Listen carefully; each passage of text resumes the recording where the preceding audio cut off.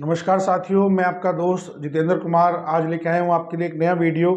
आशा करता हूँ आप सभी अच्छे होंगे, स्वस्थ होंगे। आज हमारा जो वीडियो है वो दिल्ली सल्तनत के ऊपर है। दिल्ली सल्तनत के अंदर हमने दो वीडियो से पहले देखे हैं, जिसके अंदर एक में कुतुबुद्दीन ऐबक और दूसरे के अंदर हमने इल्तुतमिश को देखा। आज हमारा जो टॉपिक है वो हेडिंग रहेगा उसका इल्तुतमिश के उत्तराधिकारी। इल्तुतमिश के उत्तराधिकारी। जब हम मध्यकालीन इतिहास के अंदर पढ़ते हैं दिल्ली सल्तनत को, तो इल्तुतमिश को हम जानते हैं कि ये दिल्ली सल्तनत का वास्तविक संस्थापक माना जाता है और इसने दिल्ली सल्तनत का विस्तार भी किया है। हम सभी जानते हैं कि 1236 में बीमार पड़ने के कारण इल्तुतमिश की मृत्यु हो जाती है। मरने से पहले ये अपना उत्तराधिकारी अपनी योग्य पुत्री रजिया सुल्तान को घोषित करके जाता है कि मेरे मरने के बाद में मेरी उत्तराधिकारी कौन बनेगी, मेरी पुत्री रजिया सुल्तान बनेगी। लेकिन यहाँ पर रजिया सुल्तान शासक नहीं बन पाती है और इसकी जगह पर शासक बनता है रुकनुद्दीन फिरोज शाह। शासक कौन बनता है? रुकनुद्दीन फिरोज शाह। अब यह रुकनुद्दीन फिरोज शाह जो है ये 1236 में शासक बनता है। अब इसकी स्टोरी बड़ी इंटरेस्टिंग है। यहाँ पर ये एक अयोग्य पुत्र है इल्तुतमिश का, और यहाँ पर ये नाम मात्र का शासक है। ये नाम मात्र का शासक है। असल में जो शासन सत्ता है वो इसकी मां शाह तुर्कान के हाथ में होती है। अब शाह तुर्कान कौन है?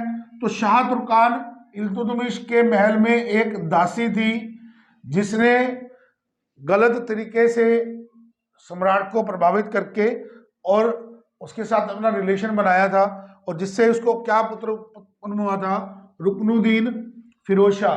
अभी एक दासी पुत्र था, लेकिन वहां पर शाह तुर्कान जो है वो कुछ अमीरों के साथ अपनी सांठगांठ करती है और अपने पुत्र को रजिया सुल्तान की जगह शासक बना देती है।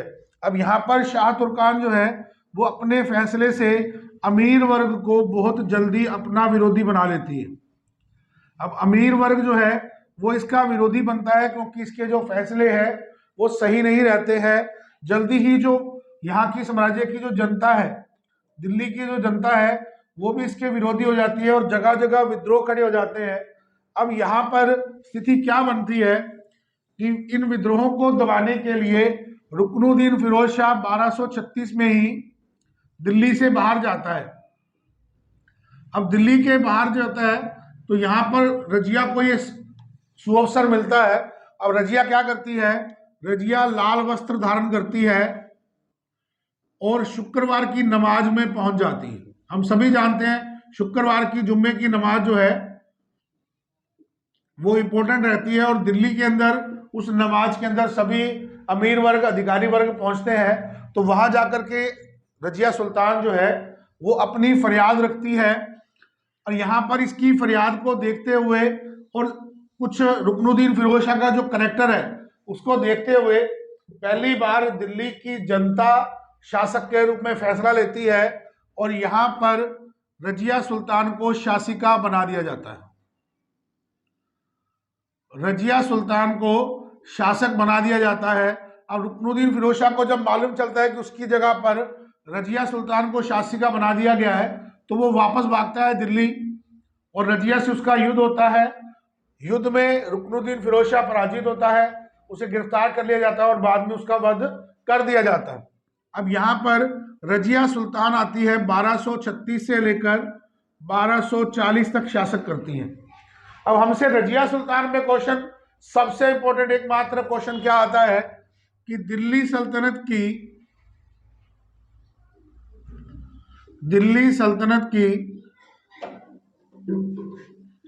एकमात्र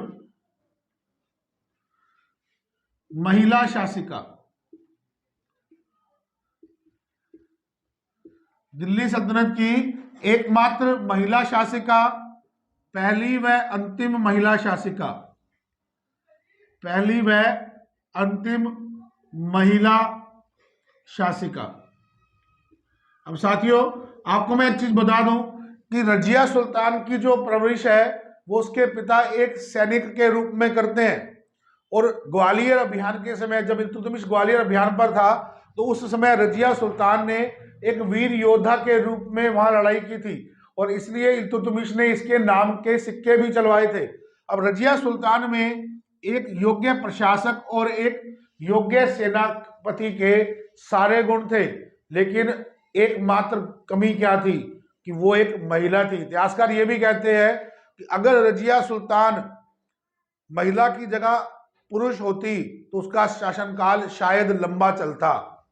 अब यहां पर उस समय के जो कट्टरपंथी थे, उस समय के जो कट्टरपंथी थे वो एक महिला को स्वीकार नहीं कर सके, इसी कारण इसका पतन होता है। इसके अलावा इसके पतन का एक जो मुख्य कारण निकल के आता है साथियों, उसके अंदर रजिया सुल्तान जो है जब शासिका बनती है तो वो पुरुषों के वस्त्र धारण करती है। क्या करती है? पुरुषों के वस्त्र धारण करती है और पुरुषों के समान ही दरबार लगाती है। अब यहां पर अमीर वर्ग को ये कतई बर्दाश्त नहीं है कि कोई महिला जो है वो पर्दा छोड़ करके और इस तरीके से नंगे सिर जो है वो शासक बन के और गद्दी पर बैठे। इसलिए जैसे जैसे इसने कट्टरपंथी जो लोग हैं उनके साथ जैसे जैसे इसका, मैं ये कहूं कि उनकी जो बातें थी या उनकी जो कट्टरपंथी सोच थी, जैसे जैसे रजिया ने उसको तोड़ने का प्रयास किया वैसे वैसे लोग इसके विरोधी होते गए। और इसका फायदा किसने उठाया? इसका फायदा अमीर वर्ग ने उठाया, और इसके साथ में बहराम शाह ये कभी बर्दाश्त नहीं कर पा रहा था कि एक महिला इस रूप से उनके सिद्धांतों को तोड़े। अब यहां पर क्या हुआ कि बहराम शाह के नेतृत्व में जितने भी उस समय के प्रभावशाली अमीर वर्ग थे उन्होंने क्या किया कि बहराम शाह के साथ एक संधि की कि हम लोग रजिया सुल्तान के जगह पर बहराम शाह को शासक बना देंगे, लेकिन बहराम शाह क्या करेगा?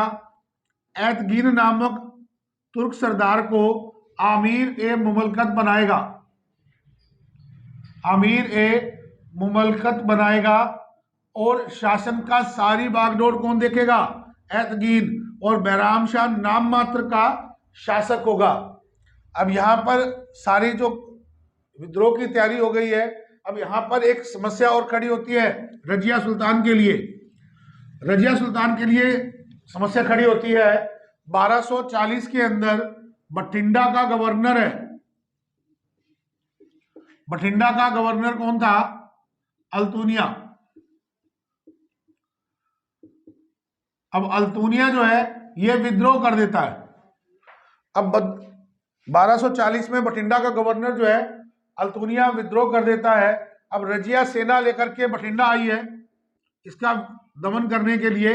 अब रजिया खुद आ रही है इसका दमन करने के लिए, तो पीछे से जो है अमीर वर्ग जो है वो बहराम शाह को शासक बना देते हैं।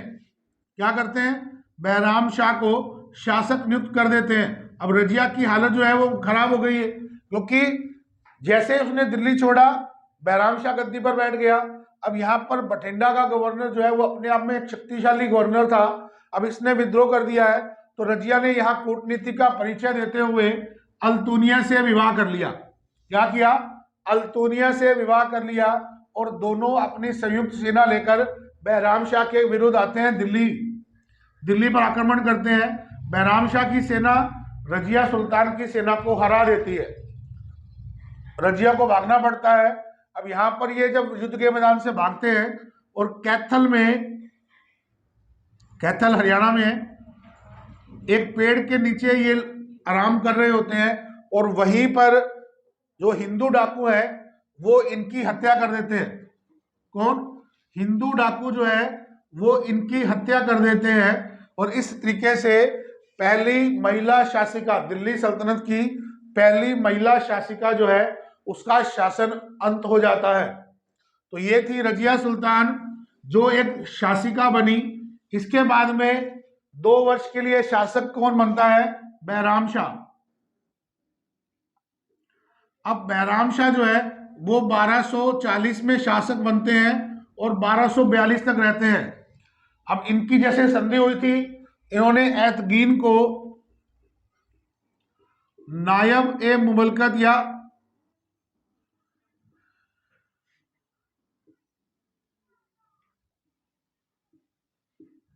का पद प्रदान किया और शासन सत्ता सारी जो है वो एतगीन के हाथ में आ जाती है। अब एतगीन जो है वो अपने प्रभाव में है, लेकिन शीघ्र ही इन दोनों में आपस में मनमुटाव होता है और बैराम शाह एतगीन की हत्या करवा देता है। अब यहां पर इंपॉर्टेंट ये चीज नहीं है कि इसकी हत्या करवा दी गई है, उसका कारण पूछा जाता है। तो बैराम शाह ने एतगीन की हत्या क्यों करवाई? क्योंकि उस समय एक सिस्टम था कि सुल्तान के घर के बाहर हाथी बांधा जाता था, सुल्तान के महल के बाहर, और एक नगाड़ा रखा जाता था, जो फरियादी आकर के नगाड़ा बजाता था और उसकी फरियाद सुनी जाती थी, और हाथी की सवारी केवल सुल्तान किया करता था। तो एतगीन ने क्या किया? अपने घर के बाहर हाथी रखना शुरू कर दिया और नगाड़ा रखवा दिया। इस बात से बैराम शाह बहुत क्रोधित हुआ और उसने एतगीन की हत्या करवा दी। अब यहां पर एतगीन की जब हत्या हो जाती है, एक प्रभावशाली तुर्क अमीर था, तो यहां पर बाकी के जो तुर्क सरदार थे वो बैराम शाह के बारे में संशित हो जाते हैं कि बैराम शाह कहीं बाकियों को भी ना मरवा दे। तो ऐसे में 1242 के अंदर मौका पाकर सभी जो तुर्क सरदार है वो बैराम शाह को बंदी बना लेते हैं और बाद में इसका वध कर दिया जाता है। अब यहां पर कठपुतली शासकों का दौर चल रहा है। इसके अंदर अगला आता है अलाउद्दीन मसूद शाह। अलाउद्दीन मसूद शाह, अब इसका शासनकाल एक बार पूछा गया है 1242 से 1246। अब यहां पर ये 4 वर्ष तक शासन करता है। इसके बारे में सबसे महत्वपूर्ण चीज क्या है? यह रुकनुद्दीन फिरोज शाह का पुत्र है। यह रुकनुद्दीन फिरोज शाह का पुत्र है। या रुकनुद्दीन फिरोज शाह कौन है? शाह तुर्कान का पुत्र, एक दासी का पुत्र था। आगे से आगे यही पीढ़ियां चल रही हैं। अलाउद्दीन मसूद शाह जो है वो भी 4 वर्ष तक शासन करता है। इसके बाद में आगे नेक्स्ट जो है वो दूसरे शासक आ जाते हैं। तो साथियों, यहां पर आपने देखा कि शासक बहुत जल्दी बदल रहे हैं। ये कारण क्या था? क्योंकि यहां पर जो इल्तुतमिश ने अपनी एक दल बनाया था चालीसा, तुर्कान ए चहलगानी, वो तुर्कान ए चहलगानी के जो सदस्य हैं वो यहां पर कठपुतली शासकों को तंग कर रहे हैं। अब यहां पर आज हमने देखा अलाउद्दीन मसूद शाह तक। इसके बाद नेक्स्ट जो इंपॉर्टेंट हमारा वीडियो आएगा इसके अंदर, उसके अंदर हम देखेंगे ममलूक वंश का अंत और प्रभावशाली शासक बलबन। तो साथियों, आज की वीडियो में इतना ही। आशा करता हूं आपको वीडियो पसंद आएगा। प्लीज इस वीडियो को लाइक, शेयर और सब्सक्राइब जरूर कीजिएगा। Thank you.